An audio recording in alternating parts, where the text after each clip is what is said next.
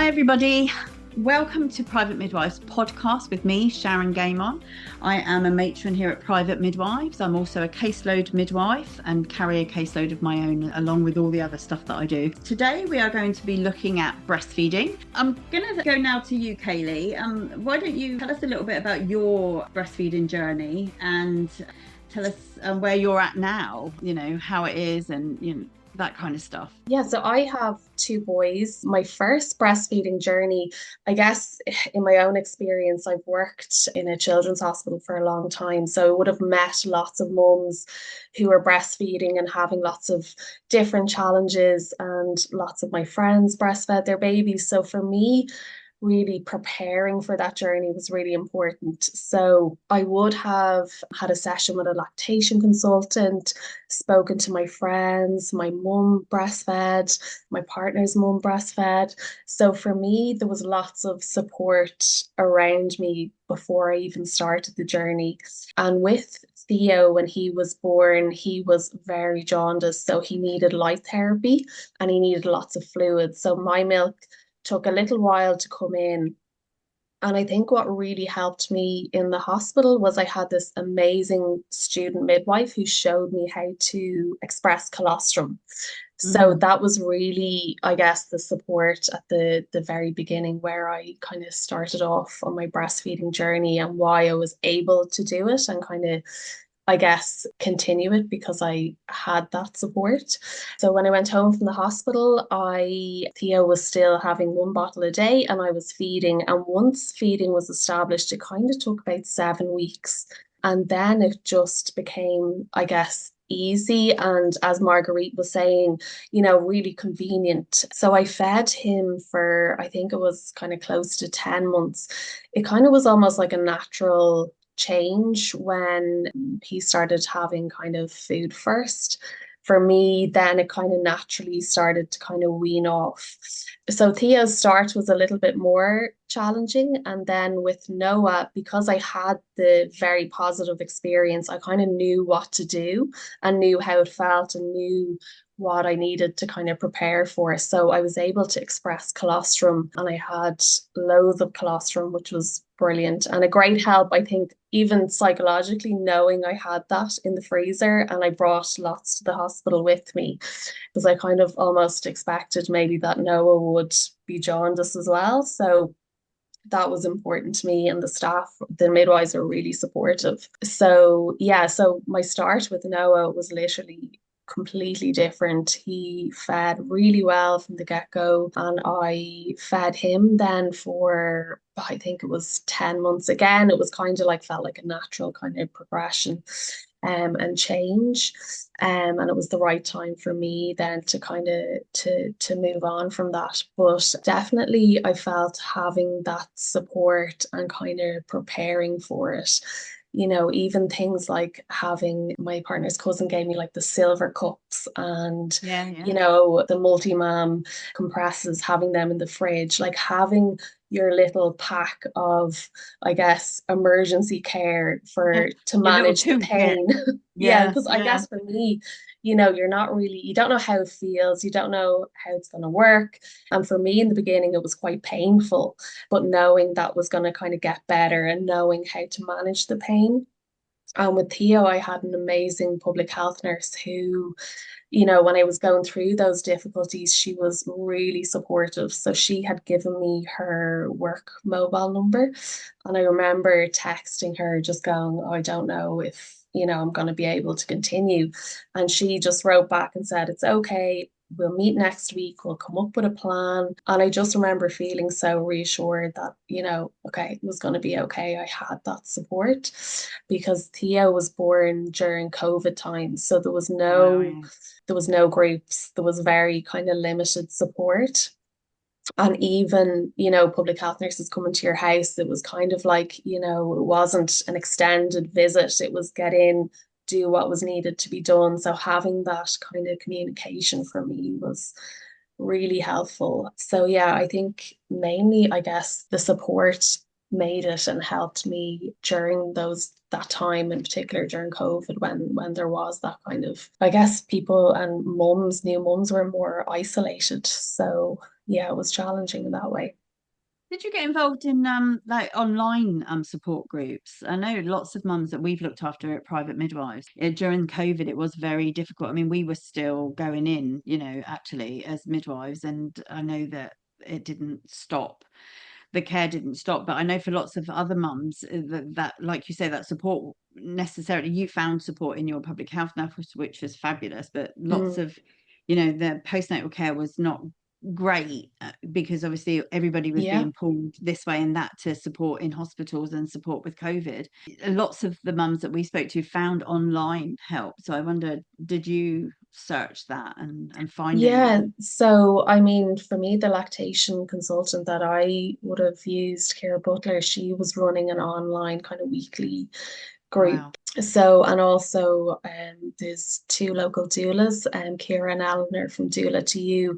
They Yeah. actually started doing kind of outdoor meets in our local park, which was amazing. Oh, And that's that fantastic. that was really the only thing that I found that was on at that time. So, our local breastfeeding group was cancelled, that wasn't on.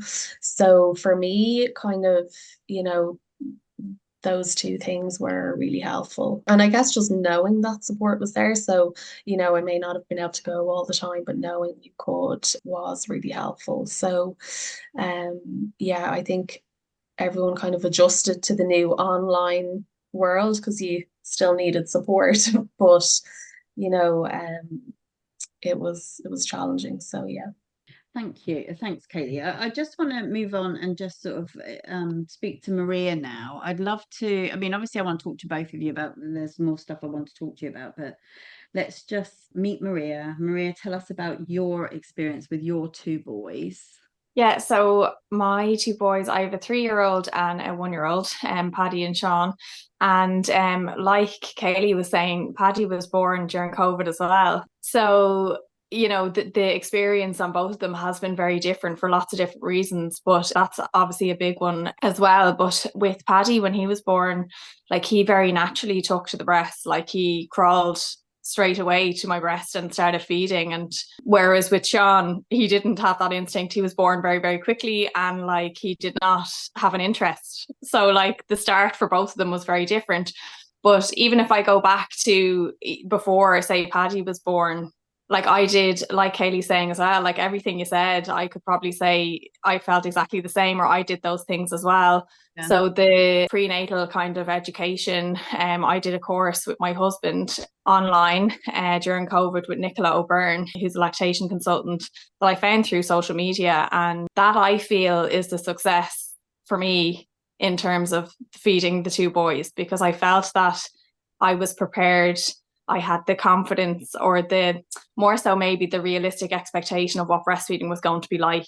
And that's what I feel for me made it a positive experience, even though there were challenges. And like Kayleigh was saying, like the pain sometimes, or like, you'd get cracked nipples, or, Yeah. come across challenges. But having the kind of knowledge and having the compresses in your fridge, the same thing, the silver cups, like by the bedside, all those things that you knew to expect made both experiences, I'm not going to say easy, but like, easy to face, I suppose, easier to face the challenges that you come across, and more confident then to continue the journey or not be kind of disheartened. So I fed Paddy until he was 1, and then I was going back to work. And I think now when I reflect back, I probably did all my research on the start of the breastfeeding journey and what to expect when the baby is born and small, and as they get bigger and they wean, like that's when I found it a bit more difficult. And then I thought, I'm going back to work, I'm not going to be able to pump and work, I'm not going to be able to feed and work. And I kind of got overwhelmed with that.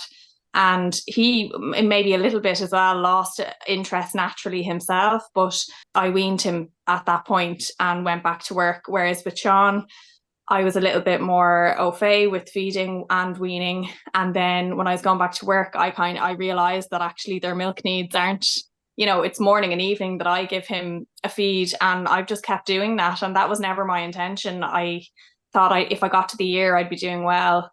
And now I still feed him in the morning and the evening, and I love it. And he Yeah. does as well. He gets massive comfort out of it. And I didn't expect to be at the 15-month mark, I suppose, still feeding, and I'm delighted that I am. I think it's hard, isn't it? Because I remember doing that with my last baby. I kind of knew she was going to be my last baby, and it was very difficult for me to let go, actually. And I did the feeding in the morning and feeding at night for much longer probably than even she probably needed or wanted to. But I think it was, for me, back in the day when I was having mine, because I'm much older than you two, there was lots of support. I had a midwife coming in every day, still for 10 days. And that, I think, is the basis of lots of successful stories, is having support, no matter what type of support. So, I know we at Private Midwives, we have all sorts of postnatal packages and things like that, which is fantastic but I also understand that, that's in the private sector, and not everybody can, manage that. So, but the basis of what we offer, and also what's out there and what you're talking about, the basis of anything there is the support, where it comes from, wherever it's coming from, isn't it? I think that continuity of support as well, like you were saying, Kayleigh, with your health nurse, and both of you like talking about the support from groups and online. I mean, I wonder whether how your families were with supporting for breastfeeding. Do you come from a line of breastfeeders, or because I know that sometimes as a midwife, some of the obstacles that we come across when we're trying to support somebody who's breastfeeding is their actual family or friends.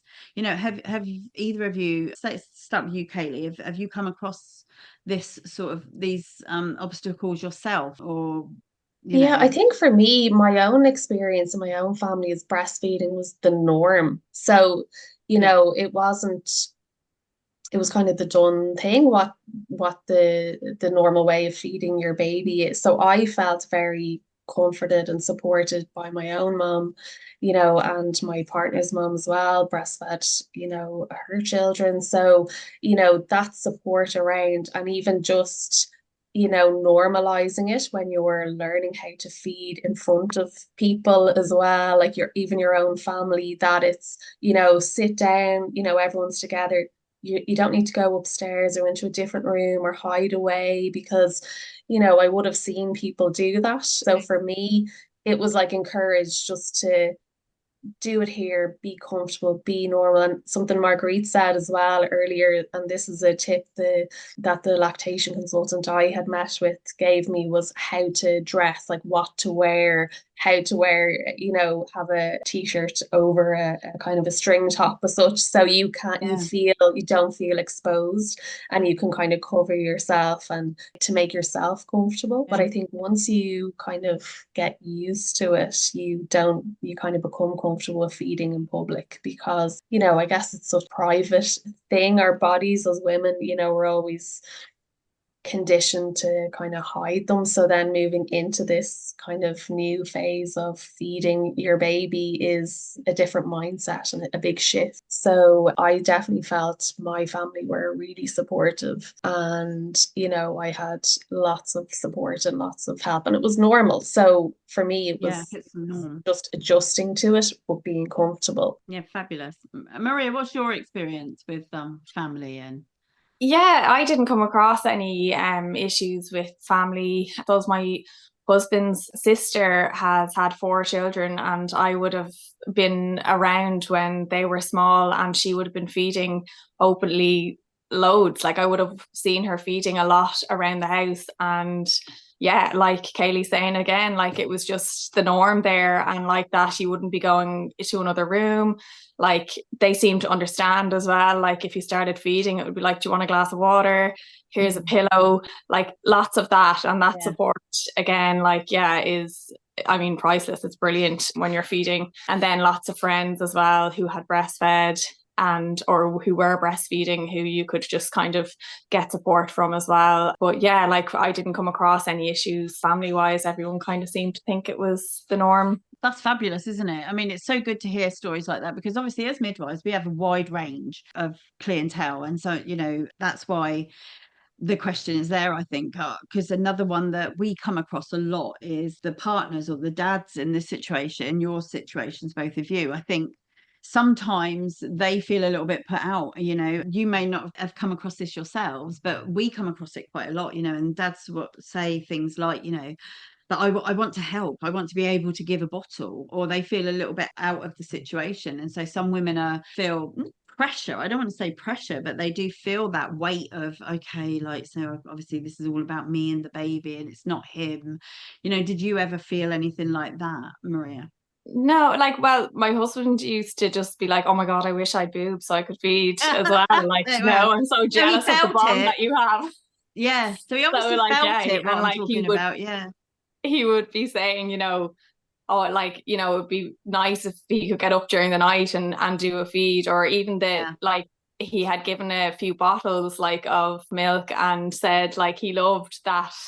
He missed the bonding part, I think, like, or that part of it, but then also loved the fact that his babies were being breastfed and totally supported and understood. He was really supportive, and I wouldn't have been able to do it without his support. But I think he definitely did. I didn't feel pressure to go, oh God, I feel guilty because he's not able and I know he wants to.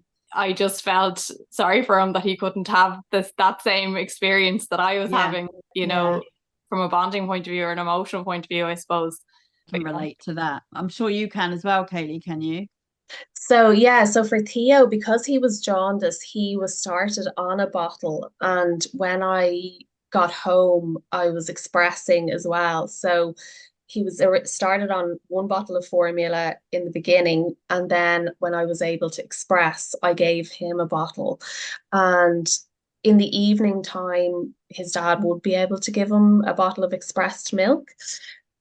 And then with Noah, because everything was just so easy, I didn't need to or want to in the beginning. And, I think it's different on your first because it's new to everyone, and dads then, I think it's hard to see when a baby is upset and then straight away they can be comforted by their mum, so it's a hard kind of adjustment for them that maybe dads don't really realize or talk about. But like for me, it was just easier to breastfeed. And then with Noah, because I had a toddler as well, you're both kind of busy, and similar age gap to Maria, it wasn't, I guess, even it was just quicker and easier to breastfeed. So, but yeah, like you can understand with some dads why they want that, and it is kind of hard, but I didn't feel any pressure or, that it was a thing at all.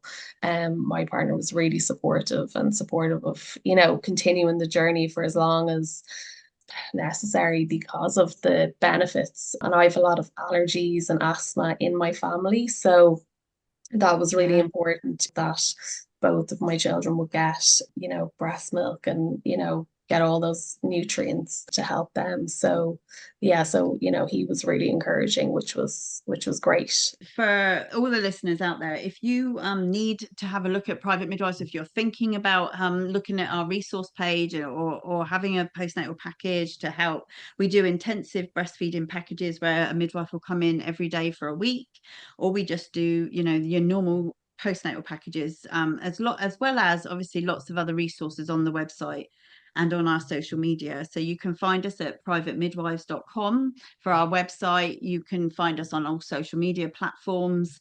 You can hear the podcast obviously on all of the other platforms like Spotify, Amazon Music, that kind of thing. Our Instagram is private midwives. I think it's private_midwives actually. And then we are on TikTok as well, where we have some fun little videos and things. So please do go along and have a look. Thank you both ladies for and Marguerite, by the way, people. Marguerite was on holiday in Greece, and so we've said goodbye a little bit earlier to Marguerite, and thank her so much also for bringing such a wonderful insight into Black breastfeeding, breastfeeding for Black mothers, and also the Transport for London free to feed campaign. So thank you all for coming along today. It's been fabulous having a chat. I know that hopefully when we do our next positive birth one, that I'm hoping to be able to entice both Kayleigh and Maria back to talk about their positive birth story. So you may hear from them again and everybody's, but for now, thank you very much. Bye.